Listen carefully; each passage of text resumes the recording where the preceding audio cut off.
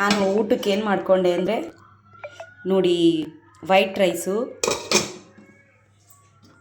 ಮತ್ತು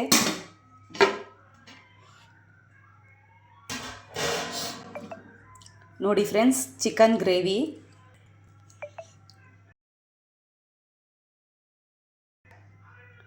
ನೋಡಿ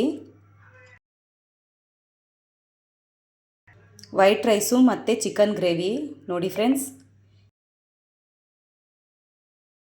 ಈ ವಿಡಿಯೋ ಇಷ್ಟ ಆಯಿತು ಅಂದರೆ ಲೈಕ್ ಮಾಡಿ, ಶೇರ್ ಮಾಡಿ, ಸಬ್ಸ್ಕ್ರೈಬ್ ಮಾಡಿ, ಪಕ್ಕದಲ್ಲಿರೋ ಬೆಲ್ ಬಟನ್ನ ಕ್ಲಿಕ್ ಮಾಡಿ, ನನಗೂ ಸಪೋರ್ಟ್ ಮಾಡಿ ಫ್ರೆಂಡ್ಸ್.